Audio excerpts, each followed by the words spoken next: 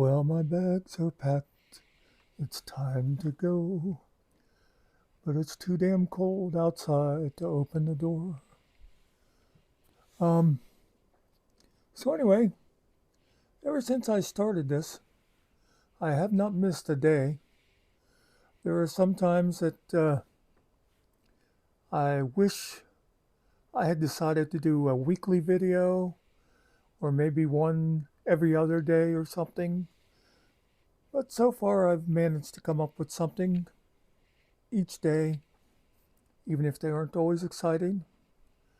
And today, meaning tomorrow, might have ended up being an exception because I uploaded a video a little bit ago, and it's one that I thought might be really interesting to people. But I'm not sure if you're going to see it or not because it was about a song, and it got a copyright strike against it. Now, I've gotten copyright strikes before on songs, but generally, it'll say copyright thing on it, and if I look at it, and it'll say, but it has no effect on you because you're not monetized. That's like the big thing. They don't want you making money off of other people's work. But this one, it said it may be blocked in certain areas, but it doesn't tell me what the areas are. Um, so it might be that if you go to watch it, either the song in question might be blocked. There'll be no audio there. I don't know if that's what they'll do, or it might be I filed an appeal on it because I see I don't know a whole lot about this stuff, but I know that when you'll see where people comment on different songs and things, there's a fair use thing that I guess depending on how much commentary you do, then it's not a copyright. I think that's why some of the videos I'll watch where people will comment on other people's live videos that they'll when they go out and do the audit stuff. Um, I get annoyed because they like talk so much, but I think it's like they have to interrupt every so often to make sure that it comes up then as commentary instead of stealing the other person's work. Although some of them, that's basically what they're doing is stealing the other guy's work. Um, I did a video on them before, and my buddy Finkel talks about him quite a lot. There's a guy out there calls himself Fraudit Wrangler, and you you talk about someone who they're just hiding in mommy's basement. This guy's for real because he has an ankle bracelet on. He's not allowed to leave, and he's like in his 30s, but lives in his parents' basement. But anyway, the thing about him is he takes all these videos that other people do, and he'll do commentary on them, and which is fine. Like a lot of the audit videos, there's people should be doing critiques on them. But the thing about this hypocrite is he'll talk about, oh, all they're doing is going for clicks and likes. And all they're doing is trying to make money off of this. Meanwhile, what he's doing is trying to get clicks and likes to make money off of somebody else's work. At least these people are going out there on the street and doing it. Anyway, that's not what I wanted to talk about. But I didn't know what I wanted to talk about because the point is, I don't know if the video I put up is even going to show. So I wanted to put something out there, and I didn't even stop to think of what I'd talk about other than the point that I wanted to explain to you why come at around 1 a.m. Friday, you either wouldn't be seeing a video at all, or you'd see a video with a lot of the audio missing, or you'll end up seeing two videos because this one will be there too. Um, Now, let me say this. Now, I did link the song in question, I linked it in my description. So, you, if the video appears, but the song is blanked out of it, because this one I play the song the whole way through. What you could do is like pause, click the link that I put in of the song and bring it up on another window and then play it. Start playing it there and listen to the song, because I made a few like comments during the song, but it's while it's playing.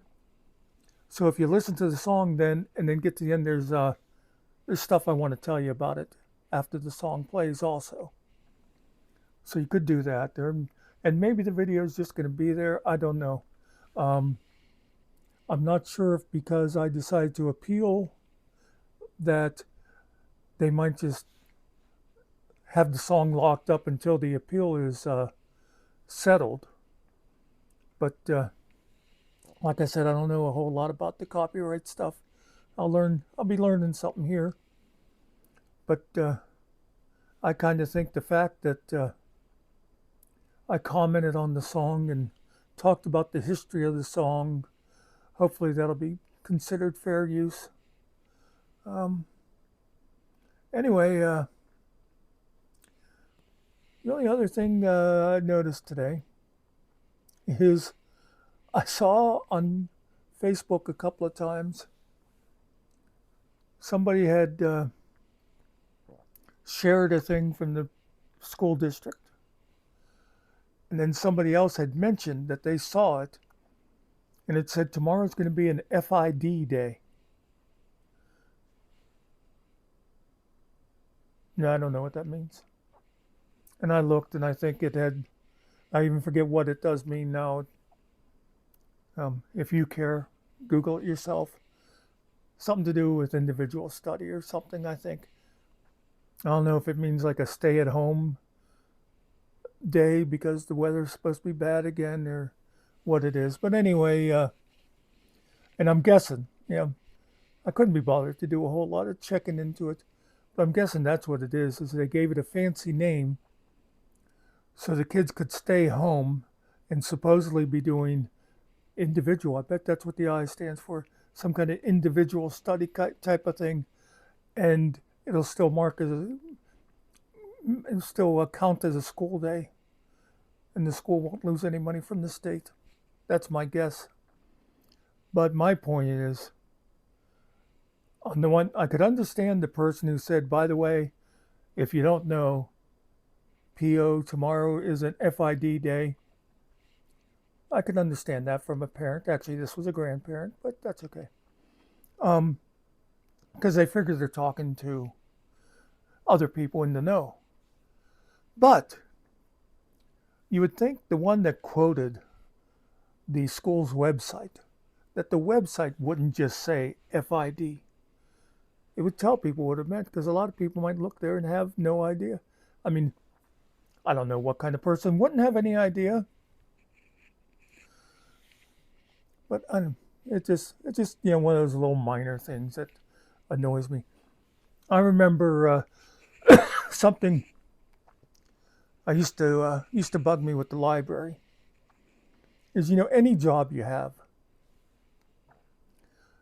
you use code words, abbreviations, whatever. If I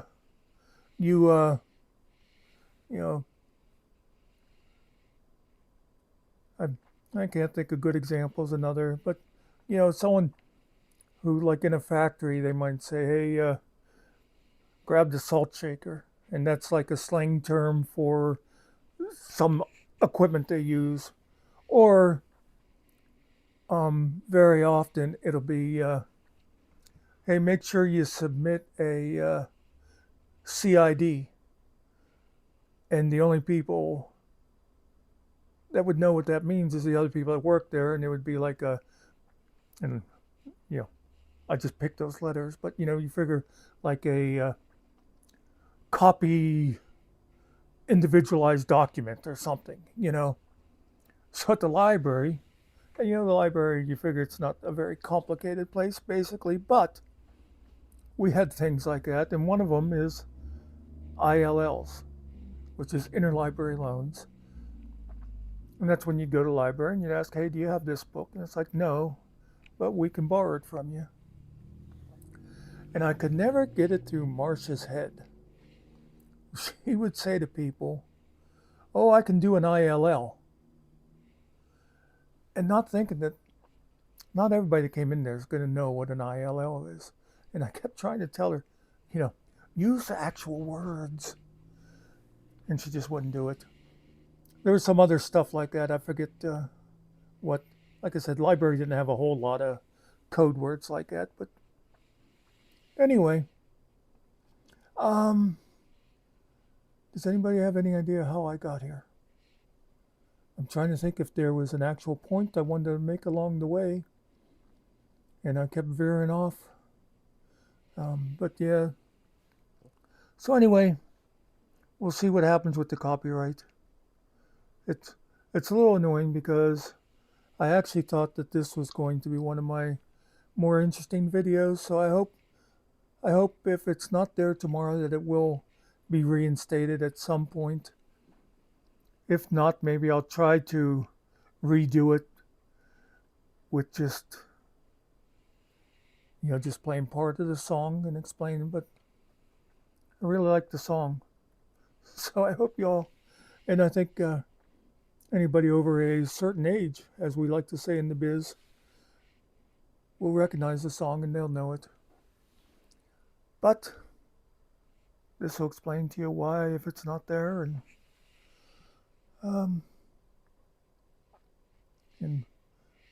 right now I think it's like around 8:30, so I should have enough time for this to get up. I always schedule my videos to drop at 1 o'clock. That's industry biz, by the way. They drop at 1 o'clock, 1 a.m. But sometimes they'll take a while to get up there, but I should be good with this. Anybody have any questions? And by the way, viewer mail. Watch me get a copy strike on that. It actually happened once. They used to on Letterman on late night, right? Yeah. Was it? No, the Late Show was the NBC, the original NBC version, and that's what they would do when they would read the mail. And Paul and the band had a song, "Viewer Mail, Viewer Mail." It's time to open our viewer mail. This is the viewer mail song or something. I forget how it goes. But anyway, there was a talk show, and it was just like a regional talk show. I think at first. Well, no. Anyway, it was when the FX channel was new, and this is getting awful long for a simple explanation. But anyway. It was called maybe Breakfast Time or something. It was a morning show. And it was hosted by Tom Bergeron, who some of you may now know from doing I don't know if he still does, but he was doing Dancing with Stars. And I think something else. Oh, he did one of the new versions of Hollywood Squares after that. And then he did Dancing with Stars. He might still be hosting that. I don't know. Anyway. But, and I would watch sometimes, I'd turn it on like at 11 o'clock or something. And they did viewer mail and they sang that song.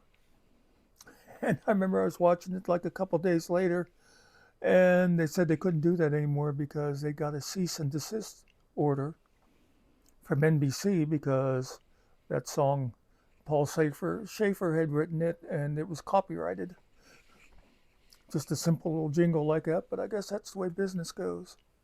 Anyway, I'm going to make this even longer because I wasn't all that interested in that show, but there was a show that came on after it at noon every day.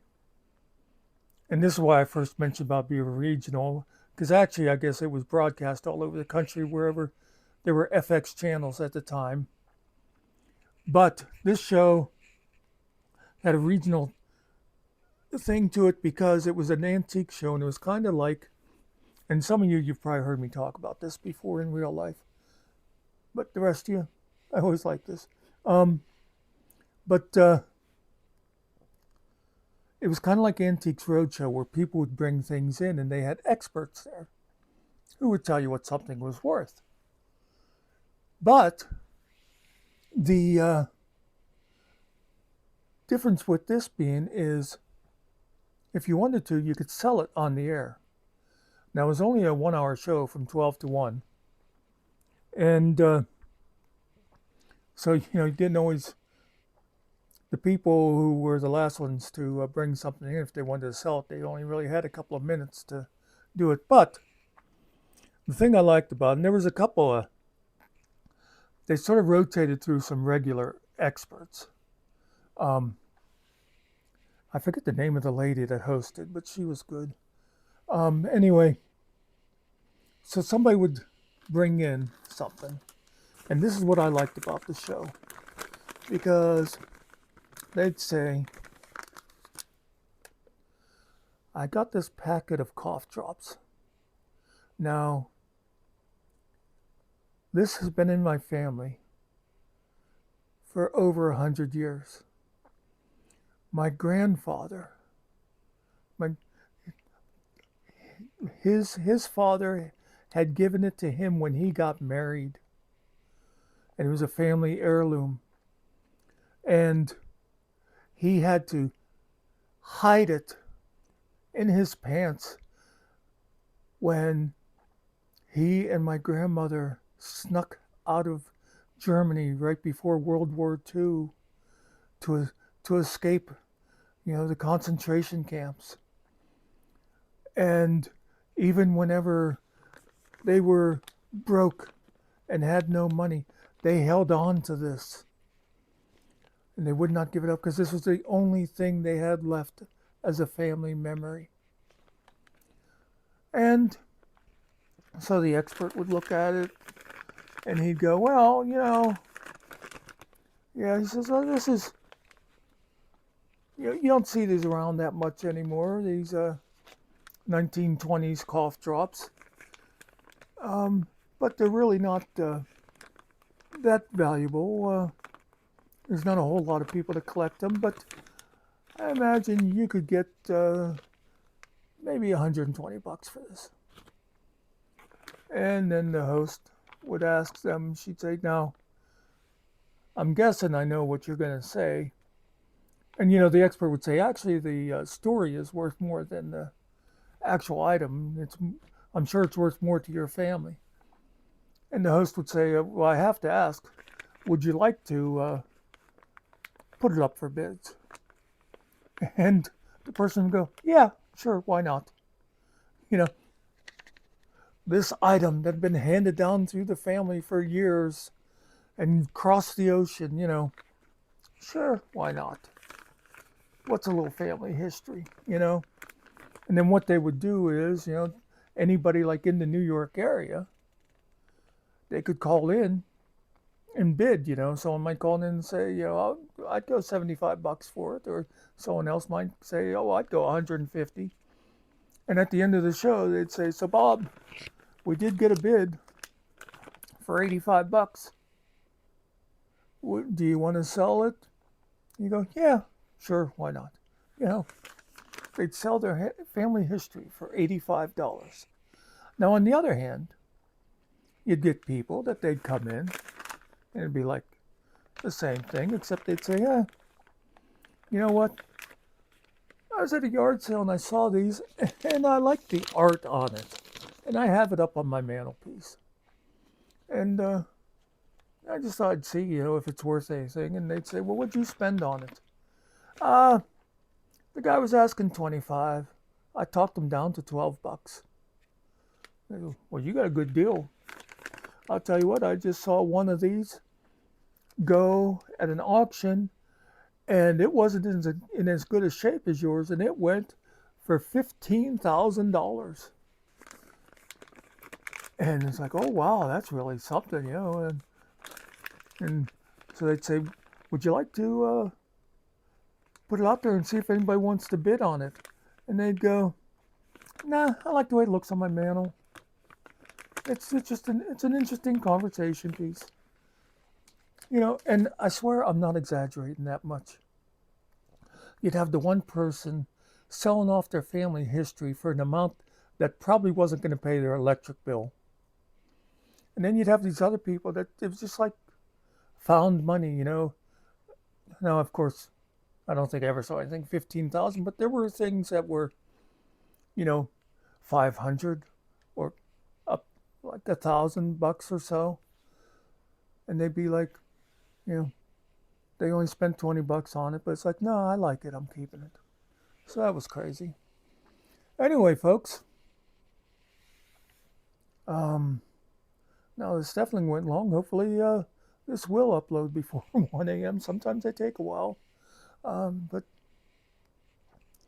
I'll be interested to see if how many videos I have come out tomorrow. But I'm telling you, if you saw this and the other one is out there and you haven't seen it, please watch it, because I really think it's going to be an interesting one for people. And little bonus, none of it has anything to do with my family. So no, any of you folks out there, any of my siblings, nephews, whoever, you don't have to worry that I've said something to embarrass you on this one. Peace out.